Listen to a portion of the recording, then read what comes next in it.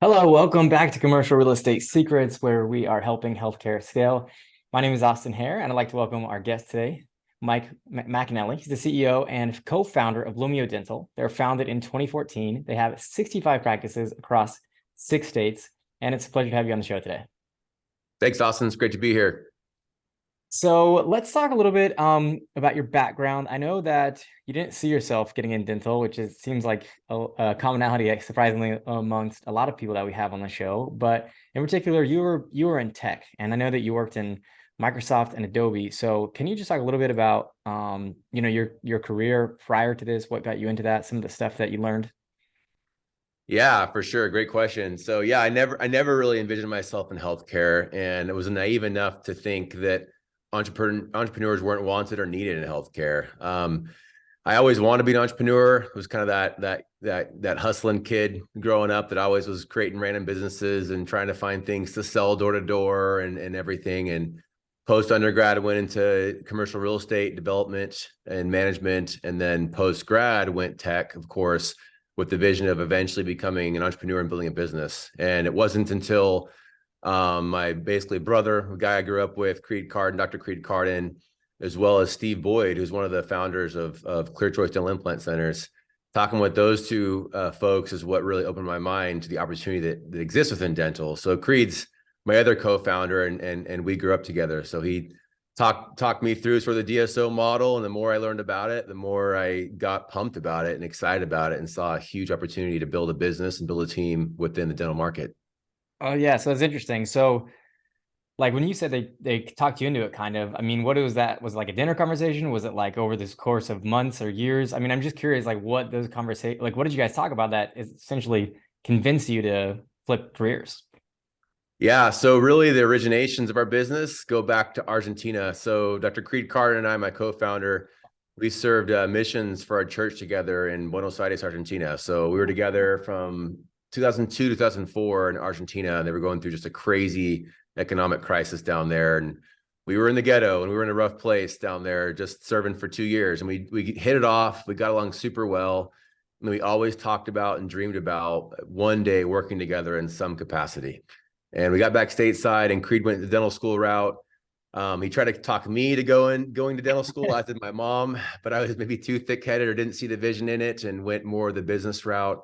But Creed called me up in probably late 2013.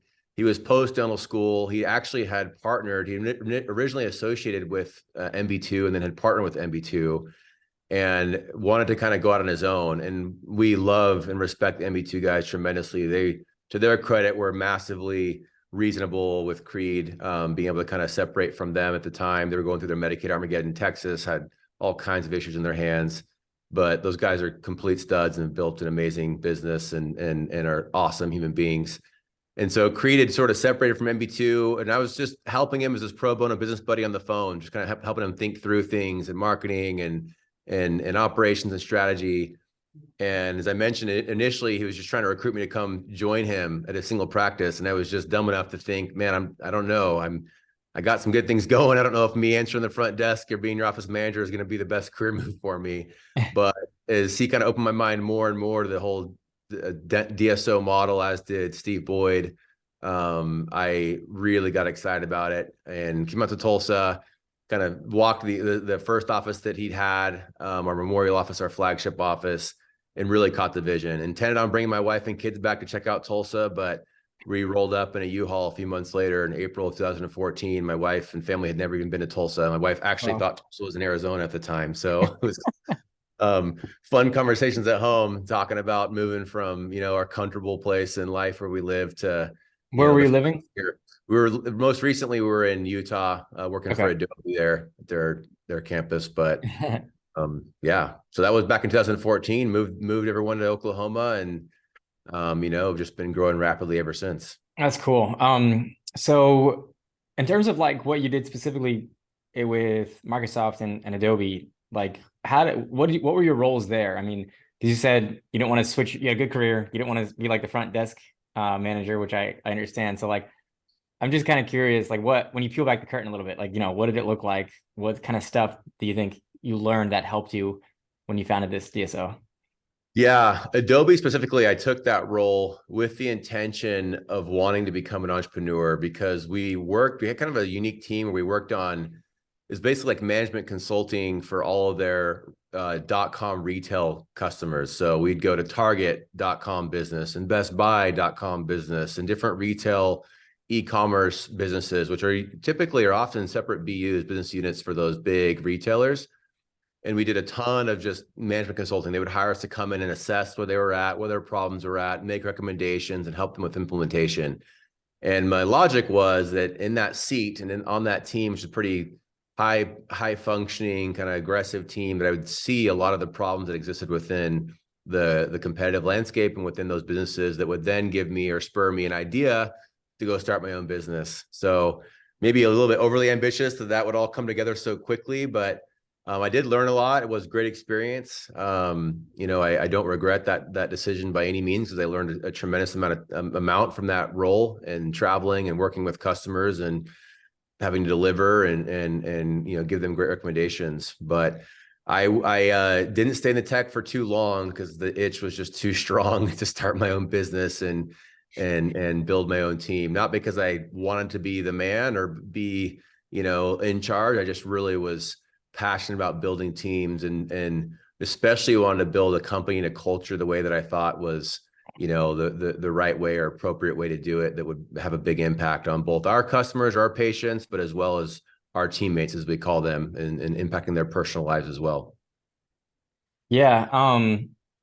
Yeah, I think it's an interesting point because I know you went on a mission trip with your church. And so, I've been on a couple mission trips too. And it's like that there's like historically there's been this belief that business and church or religion like don't go together. Like, oh, one bucket over here is making money, and then the other bucket over here is like being a good person, and they don't cross over. But like I think recently we're seeing that's not true at all, and they're crossing over more and more. And like for us, me and my partner, that was a really important piece, like to get together when we first started of doing a commercial real estate fund and just acquiring assets, having a group like employees, etc. Like we wanted to make sure we were intentional about like we sponsor like some compassion international kids and stuff like that. And so like I think like when you have that why factor driving you, it helps you make better decisions. So like how did that affect, did it affect your core values, your culture? Was it anything written, or is it just like a verbal agreement with you and your partner? I'm just kind of curious. Yeah, no, it's a great question. We really, as I mentioned, the originations of our business in Argentina, we really wanted to build a team and build a company to build resources to be able to make an impact, and especially for how Creed and I think in Central and South America. So we love Latin America. We're both fluent in Spanish. Oh, I, nice. I joke that a third of my heart is Hispanic, a third is Canadian, and a third is American. So I'm also a Canadian citizen, but have a just tremendous love for that area of the world.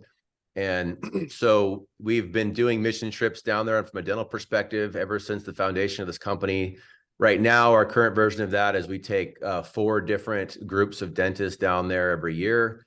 We're now mostly focused on Mexico, although we've been all over Tonga, Peru, Dominican Republic, all different places of Mexico, but certainly trying to make an impact internationally. But we also do a ton, as you mentioned, just domestically. We do free dental days at most every one of our clinics every year. We'll give away, probably to this point, just millions of dollars in free dentistry. We're very, very passionate about that. We used to pay people to show up to our teammates to show up to free dental days, and we actually thought that's kind of defeats the purpose. So we do ask them to volunteer their time, and they love it, and it becomes a hugely meaningful day for them. But you mentioned kind of the segment. Earlier in my career, I used to sort of segment my brain, as you alluded to, around like, my belief systems or my personal passions or identity with my professional identity. And as I've gotten further in my career, those Venn diagrams just completely overlap now, which can be challenging because you've got sometimes leadership positions, you have people who are not performing and you want to be kind and merciful, but they're not doing their jobs. And so you have to kind of blend those two principles of hold them accountable while also giving them grace and empathy. And so it becomes very challenging. But I think where it's really helped us is that our leadership style very much emanates from who we are. It's not a forced sort of hat we put on at work. It's how we think about our world. It's how we think about everyone else. Our mission statement is to inspire and uplift while creating confident smiles. And that inspire and uplift is deliberate, and it's meant to be for our patients. It's meant to be for, clearly our teammates, our doctors, everyone. So, having those two worlds merge, or those two thought perspectives merge, has just really helped me be much more consistent as a leader. That I can just act naturally and behave naturally, and can be very consistent with my interactions with the team and with my beliefs, and how they're intertwined into my everyday life, both again, personally and as well as professionally. Yeah, I think it's important, and I think it helps you attract the right people too.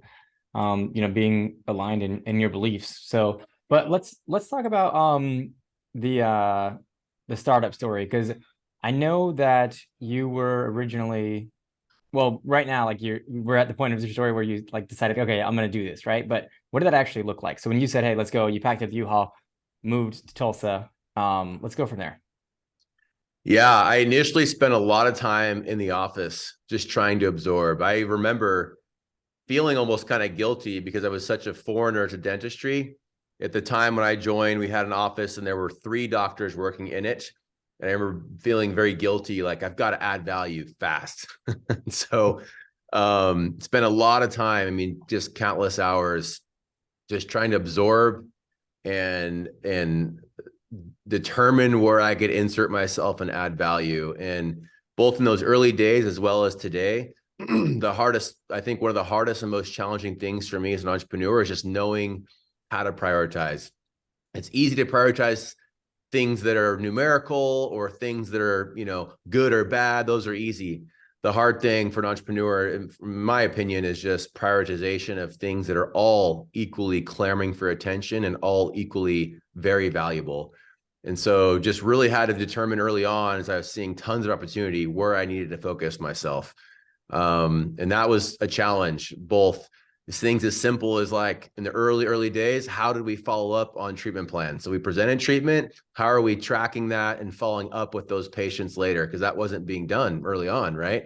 That's very common in a dental practice, as well as just focusing on growing. So my first bigger projects was just de novo, and we built out a new practice, and, hiring the team and instilling our processes, refining our processes, working with the contractors, things like that were a little bit more wheelhouse for me, given my background, but, just trying to sort of add value as to how we can continue to build this team. Because a lot of the vision that I had wasn't fully executable within one location. You can certainly master the processes within that location, which we focused on, but we also had the vision of building a team and bringing, our core values and our culture to more and more teammates and doctors and patients. So we needed to grow in order to sort of extend that reach, or that vision of what we contemplated when we formed the business. So it was a smorgasbord of activities in those early days, and countless hours, and a supportive wife and family that allowed me to really just throw myself into it full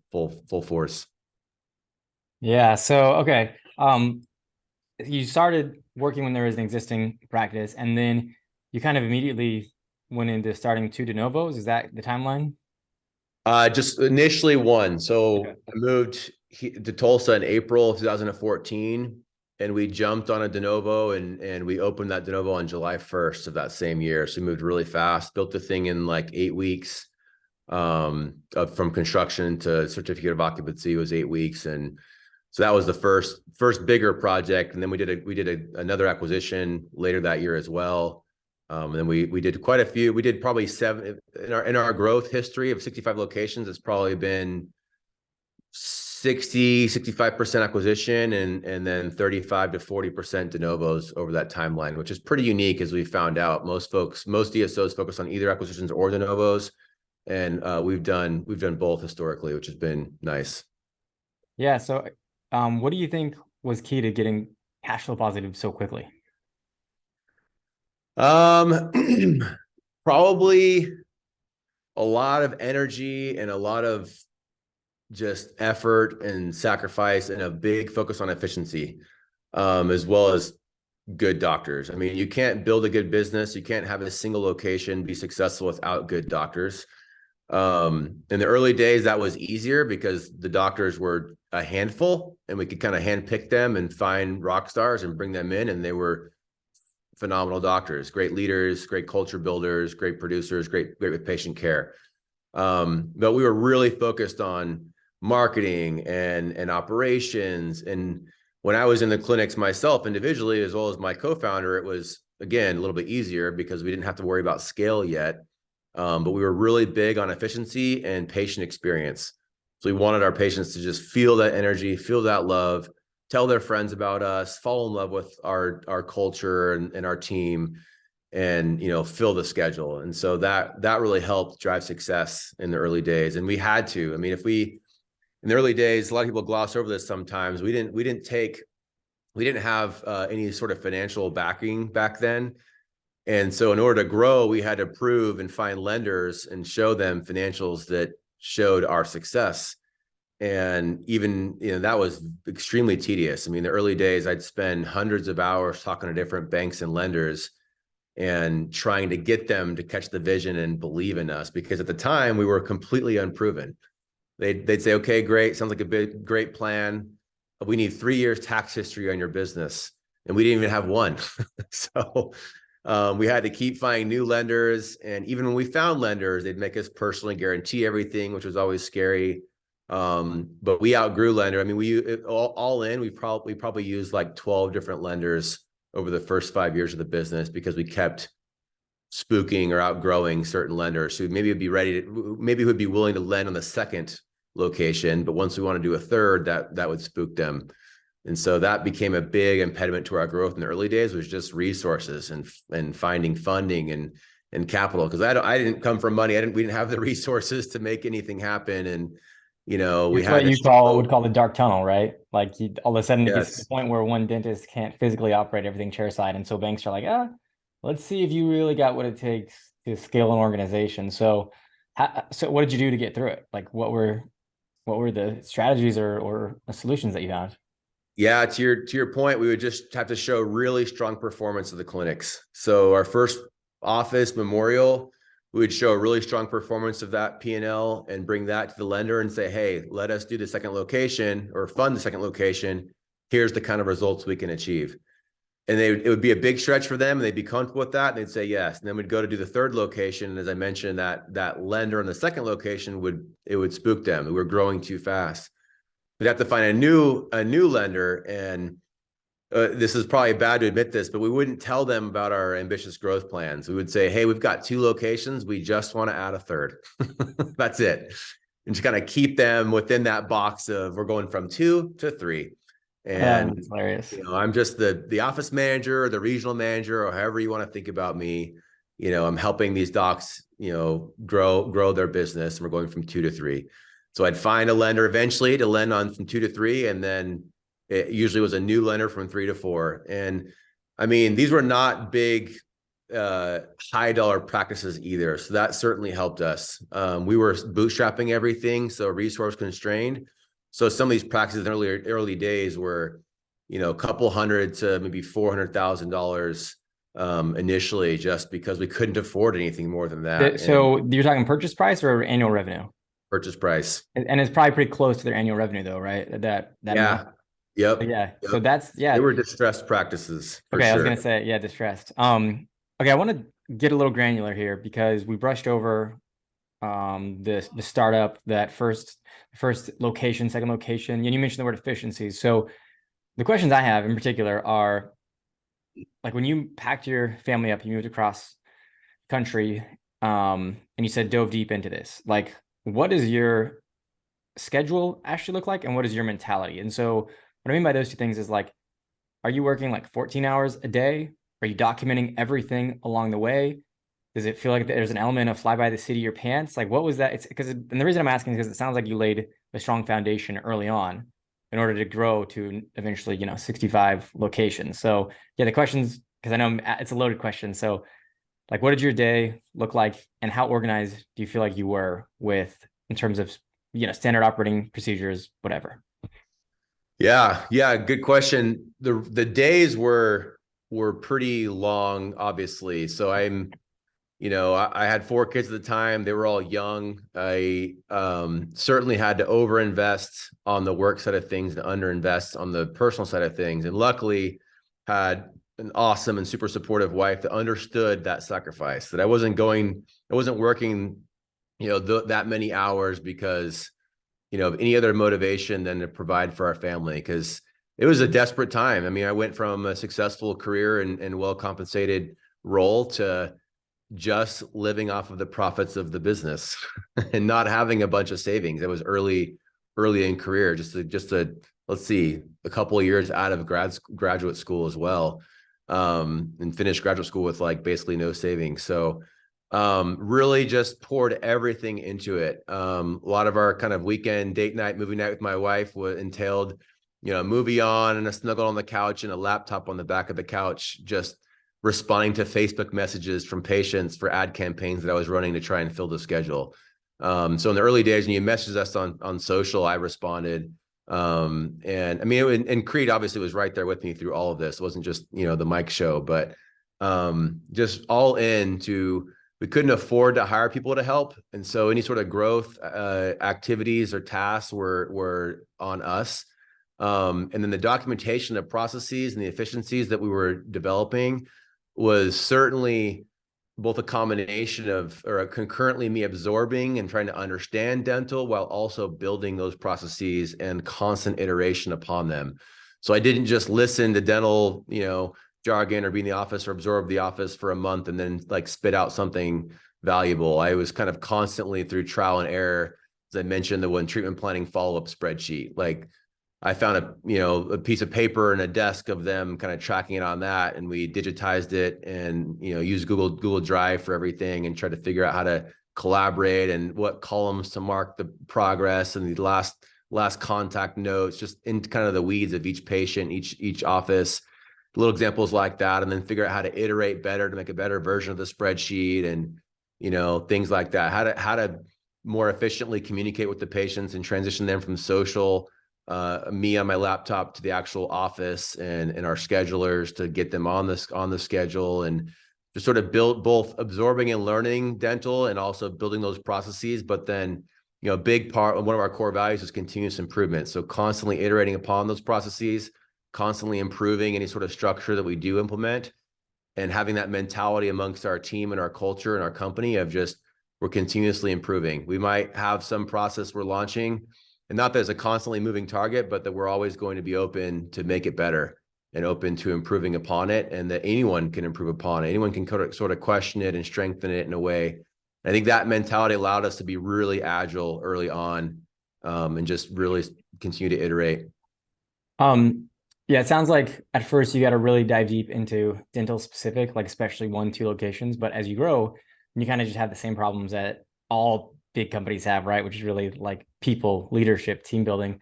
What point in time do you feel like the success became less correlated to how much time you spent directly in the business? Obviously, it's related a little bit, but like, you can't be physically present at 65 locations, Does that make sense? Yeah. I mean, even from day one, because I was so unhelpful to dental specifics, I had to leverage my team. And, they had to be more patient with me earlier on, just to kind of, because I'd ask a lot of dumb questions, probably still do, but, just really trying to figure out where I could be valuable. And as you mentioned, just trying to find the right teammates to give us kind of force multipliers is the word that we use, give us scale. Because you're right, you can't run around and you can't build a team that's dependent upon one individual or one single leader. And if you try and do that, you'll get stuck at, whatever industry you're in, but within dental, a certain number of locations, you'll get kind of maxed out. For the dentist founders out there, that's sometimes as few as 2 to 3 at max. You've got to bring people on that can kind of help you scale. And we started doing that. We kind of promoted our OM to be an RM over 3 locations. And then she was fantastic and became my kind of rock star assistant / regional manager that would help me get stuff done and help me train and help me follow up and help us execute. And so in the early days, that's kind of the model we employed, was we'd find really good OMs and then promote them to become RMs once there was enough density to justify that. So that allowed me to sort of kind of continue scaling up with the business. So I was very much in the weeds from day one and kind of kept in the weeds probably later or longer than most groups do, just because we didn't have funding to afford bringing on teammates, and to keep profitability high at the locations. And then we would just keep kind of promoting, adding RMs as needed. And then a whole another iteration of that is when we started building out support center functions, of course, which again had to be kind of stood up in this When did you very, guys start doing that? At what level? man, it's hard to remember exactly. The first function we centralized was RCMs, our billing and collections. And we went through iterations on that too. We centralized it, then we outsourced it, then we put it back in the offices, and we centralized it again, and then it's been centralized ever since. But I want to say we first centralized RCM when we maybe had like 6 locations or 7 locations. And as I mentioned, outsourced it and then put it back in the offices maybe when we had like 8, 9, or 10 locations. And then we re-centralized it again and never looked back since then. And then, of course, over time, centralizing marketing, HR, legal, finance, ops. So we were centralizing ops in a way, I guess, when we had regional management. It's kind of a blend, or the first phase of centralizing ops.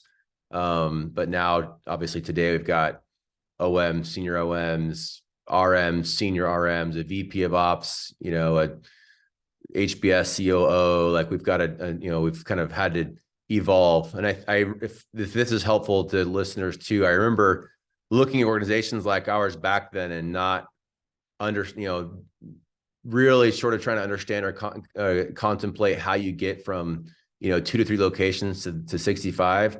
And and more. There's obviously DSOs way larger than me that I look at that with the same perspective on, but you have to just iterate your way through there. There's not really any shortcuts. You can try and buy groups and think that gets you there, but it won't account. You have to always account for the structure and the culture and the team and the infrastructure to support and manage those locations. Because if you don't, you try and buy your way there or fast track your way there. What ends up happening, in my opinion, is that the doctors are frustrated, and your business will erode very fast if your doctors aren't feeling supported. And so, while we try to obviously grow rapidly, we've always tried to keep a good line of sight and supportive perspective on the doctor experience, because obviously patients are critical, and that's one of our core values. But you've got to make sure that your doctors feel supported, because if they don't feel like you have their back and you're providing a good experience for them, then the whole business model breaks down. So that can sometimes be a contradiction to fast growth, is ensuring your doctors are happy. Can you give some examples of what you would, when you say a doctor is supported? What's an example of supporting your doctor and then example of not supporting your doctor? Yeah, I hear a lot of, it can be from a mentorship standpoint. So sometimes if you hire new grads or you younger and career docs, and you just drop them into a location and don't give them the clinical support and training and mentorship that they need. And so that can they can become very frustrated very fast. And some docs don't need much because they grew up in a family of within dentistry, or they just want to kind of learn on their own, learn to swim on their own.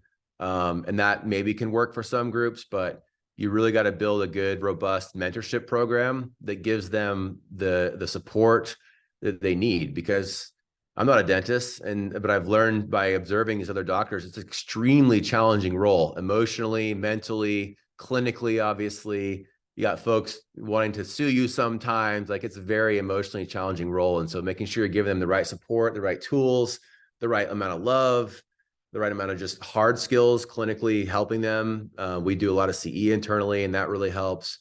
So on the mentorship side, that's an example. Another one would just be, a lot of docs I hear, they'll join, especially if they join sole practitioners. This is very commonly the case that I hear, but groups as well. They're just not busy enough. So one of the things that we, can kind of tip our hat to, not in a boastful way, but our offices are busy, our schedules are busy. And so doctors can feel, like they weren't under or overpromised something in the recruiting conversations. So, our doctors do extremely well clinically and financially, and that helps them feel like they're fulfilling their goals, because they come out of school with a lot of debt, and they've got lifestyle they want to live. And if you can't help them kind of meet that from a clinical and financial perspective, things start to break down really fast. So, ensuring and giving the mentorship, in summary, would be giving them the mentorship that they need and deserve, and have schedules and a team surrounding and supporting them sufficiently so they can practice the full scope of their license that they want to practice and do the clinical work that they want to do that meets their financial goals for their life as well. Okay. No, that makes sense. And so, you mentioned earlier off when we were off camera that one of the biggest mistakes was just buying some practices that you shouldn't have practiced, trying to chase growth goals, growing too fast. What was the mistake that you made there? Like, what was it that went wrong, and what did you learn from that? And I actually love to hear the story around that. Yeah. Yeah. There's a couple of practices that I think we were so focused on growing our footprint that we took the plunge or bought practices that we shouldn't have, or either we should have diligenced that further and maybe negotiated things down, or in the case of Cushing, Oklahoma, we bought a practice that was closed and in a house, right? And in the early days, we're just sort of bootstrapping, and that sort of opportunity still looked attractive to us. Nowadays, I would probably never do that. It worked out in the end. We moved the practice, and basically for the price of a de novo, had to kind of rebuy or rebuild the whole practice. But for a handful of years, that was, it sucked money. It absorbed money for the first 6 to 8 months. And then it started to kind of break even for a season. And then finally, once we invested the price of a de novo, then it started to cash flow eventually. And now the practice is doing great. But there were some painful years there. And again, if your only income is the profits of the business, those are just black holes, and they're painful to be feeding cash into those businesses. And I think we were just focused too much on growth for growth's sake, and not understanding, you want to build EBITDA, and the fewer moving locations, the fewer nodes of operations that you have to do that, the better. The less moving parts, the fewer teammates to have to, train and retrain and operations to manage. So I think we were just too focused on location growth and not as wise or, smart about understanding just what did you change in particular, like after that acquisition? Yeah, I think we're just more disciplined around what kind of locations fit our profile. We're more focused on multi-doctor locations nowadays, to the Okay. point of success and EBITDA of the practice. In the early days, we'd look at a practice if it had 3 or 4 ops, and nowadays we won't. So we've kind of learned through trial and error. Just because it can't grow. So specifically multi-practice or multi-doctor practices, and then also a certain threshold, like you decided, okay, this is my revenue and EBITDA minimums, and anything below that, I'm not going to waste your time with, type of thing. Yeah, the revenue EBITDA minimums are tough because sometimes the selling practices financial results are not what ours could be. We certainly pay attention to that, but I'd probably say one of the main things we look at in a deal is, ignoring the price, because if it's too expensive, we may still not look at it, but number of operatories. So we don't get caught up as much in what their revenue or EBITDA might be. It's this number of operatories, because oftentimes we can kind of bring our systems and our culture into the office and completely transform the situation, the results, the patient experience. And this is happening right now with the deal we just did in St. Louis, Missouri. So, they're just pumped to have sort of new energy and new life, and leaders who are reasonable and approachable and genuine. And it sort of transforms both the culture and energy of that office, but as well as the financial results of that office. One of the underlying themes that I'm saying is resilience, and in particular, how you guys kind of bootstrapped everything, without raising money. So can you talk more about what resilience means to you, and like how that manifests itself would you personally or in the business? Yeah. Great question. It's probably the principle I think the most about. I think resilience is everything. There's a book called How Children Succeed that I read years ago, did a really data-driven study of just what makes kids into successful adults. And the number one principle they found was resilience. And that doesn't mean success isn't defined as like financial or anything. It just across the board, what makes kids into successful adults is their ability to overcome trials and setbacks and failures. And so, I've got lots of philosophies around that. I mean, just both succumbing myself and my family to deliberate discomforts and taking them backpacking in the mountains and getting their butts kicked, climbing mountains and things like that, to make them and myself comfortable with things that are hard. And so leaning into things that are hard, both just forcing ourselves into it, as well as it just comes naturally in life. If you're building something, if you're building something of value, I don't even mean a business. It could be a relationship or a career or whatever it might be. If it's gonna be a value, it's gonna be difficult and hard. And so just understanding that mentality and leaning into those trials and struggles, knowing and trusting that on the backside of those is going to be success. And I don't mean to say financially, just personal success, wisdom acquisition, deeper relationships, wiser, more informed perspectives. And so that was a huge fuel behind our fire in those early days. And when, we were working sometimes, 80, 90 hours a week, 100 hours a week at times, is just knowing we were facing a lot of those struggles and setbacks, and, it was making us stronger and better and more wise over the years. No, I like that. I agree. Another word I think maybe could be grit. I read a book called Grit a while ago, and they were saying that the people who kind of they did this random test, like they put people on a treadmill and then see who could go the longest. And essentially, like what it came down to was your ability to tolerate pain. And the people that had the highest pain tolerance went the longest, and also correlated to their success. They did like a follow-up study, 5, 10 years later. And the ones who went the longest on the treadmill, like pushed through the most pain, were also the most successful. And so I really do believe that if you try long enough at anything, you put your best foot forward, you'll be successful at it. And so, of course, you need like a stroke of luck to be a billionaire or, Bill Gates, Mark Zuckerberg type level. But you can have a really, really amazing life, right? If you just apply this practice of grit and resilience by doing the right things over and over again, right? Like, you might not be famous and on the news and whatever it is, but like the amount of success, like you mentioned, maybe it's monetary. I mean, it will be monetary, but also in other areas of your life too, just happens by doing those same things over and over again. It's like the compound effect. Might not notice the difference today or tomorrow, but like over time and looking back on your life, if you continue to have resilience, you continue to learn from your mistakes.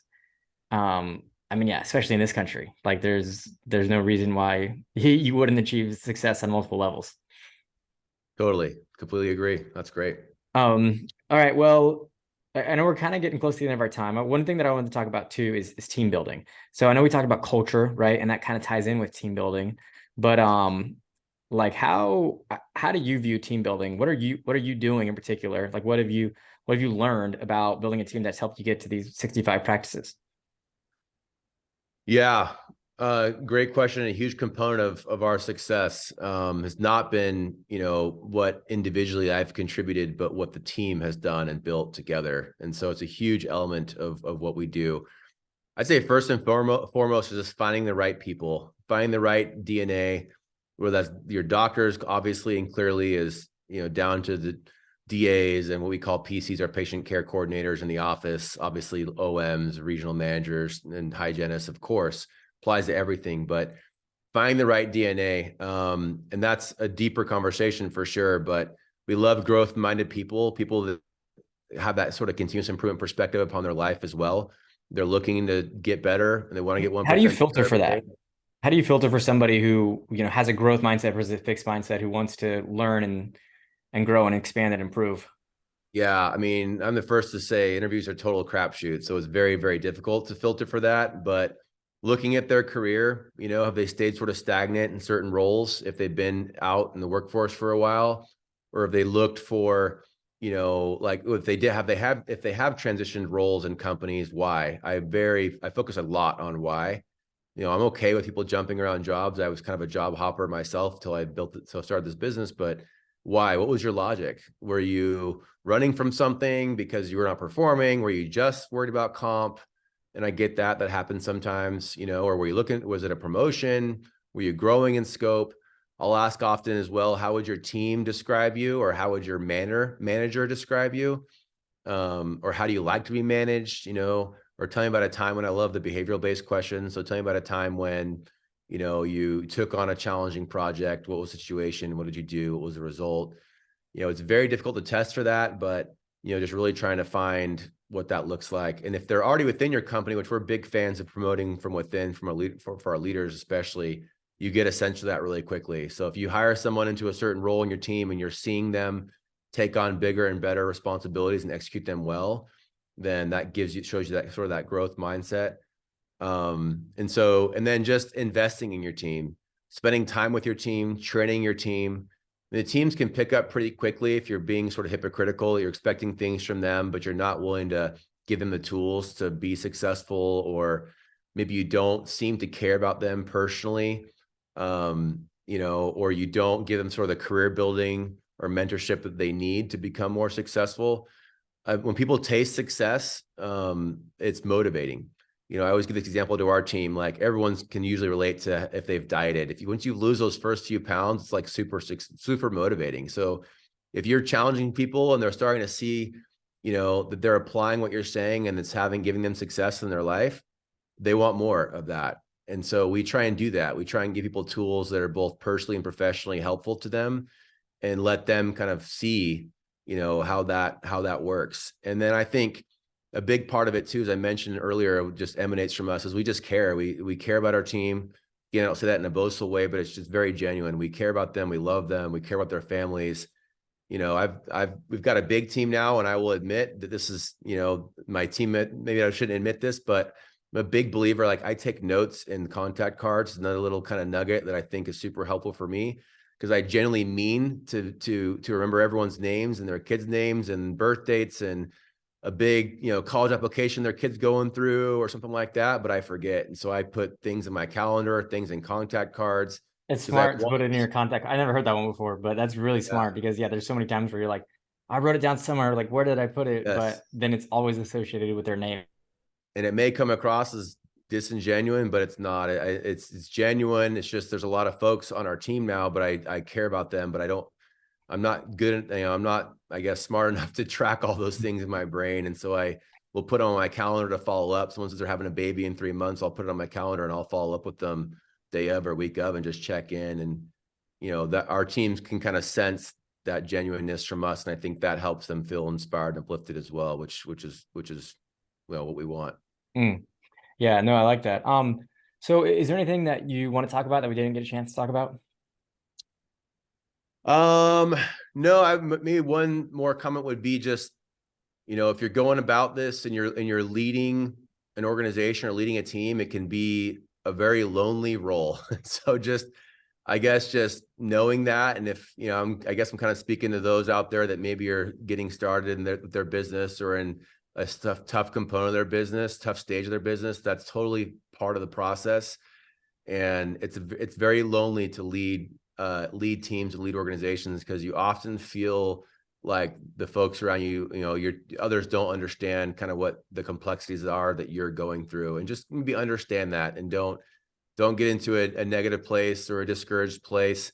And kind of a related comment to that would be that whenever you are leading and building something, that there's going to be folks that are going to want to scrutinize that, or going to want to, try and be negative around that. And for early on in my career, for me, that was really hard, and it still is, if I'm being honest. And maybe I'm being overly sensitive, but it still is hard for me to accept that folks are, maybe distrusting of me, or have negative things to say of me, because, my character and reputation is the thing my folks instilled in me more than anything, that matters the most to me over anything else. And so when that gets questioned, it's be very, very mentally and emotionally challenging.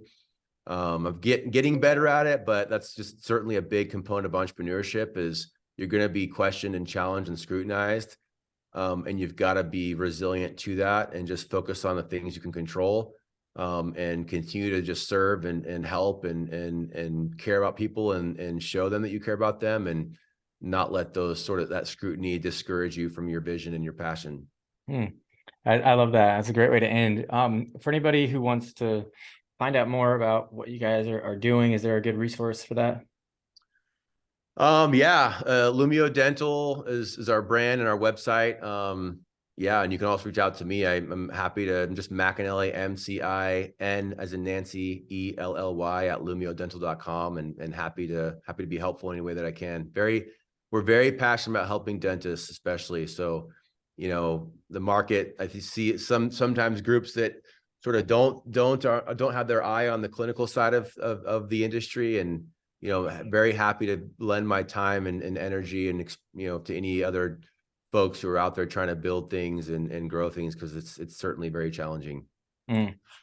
Oh yeah, that's great. Well, thanks so much for the insight. Thanks for being an open book. And yeah, like I wrote down the contact info on the show notes for anybody who's listening and they want to get in touch. But thanks for your time. Okay, awesome. Thanks, Austin.